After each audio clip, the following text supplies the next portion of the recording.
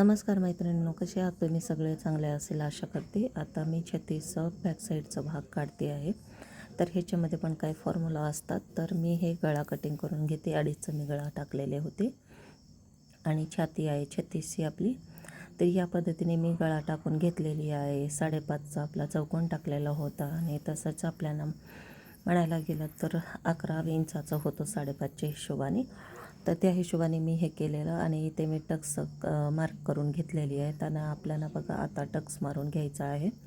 या पद्धतीने back side कसं तयार करायचं ह्याच्यावरनं तुम्हाला समजू शकतात.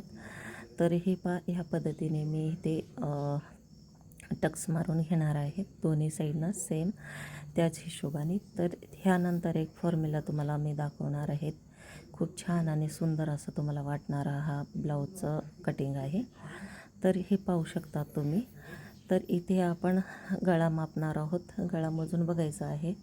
हे आहे 11 इंच. तर आपण मधून कट केल्यानंतर आपले 15 इंच यायला पाहिजेत.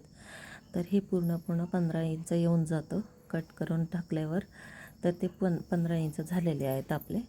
तर आता आपल्याला पण काय करायचं आहे, कमरेच्या साईडला आहे ना 8-10 इंचाने आतमध्ये घ्यायचं आहे. हे तिरफा दिसतो का नाही, दिसतं का नाही आपल्याला, जेणेकरून आपण टक्स मारून झाल्यानंतर ते तिरफं होऊन जातं. तर ते सरळ करण्यासाठी आपण 8-10 इंच आतमध्ये घेऊन आपल्याला एक कट करून घ्यावं लागतं. आणि ते करून झाल्यानंतर हे तुम्ही बघू शकता तिथे 15 इंच आलेलं आहे माझं. या पद्धतीने 15 इंच आलेलं आहेत पूर्ण. तर आज हे मी फॉर्म्युला तुम्हाला छोटासाच व्हिडिओ होता हे दाखवले. कसं वाटलं माझा व्हिडिओ जरूर कॉमेंट बॉक्समध्ये जरूर कळवा आणि लाईक करा, शेअर करा, सबस्क्राईब करा. पूर्ण व्हिडिओ बघा आणि बिलकुल स्किप करू नका गाईस.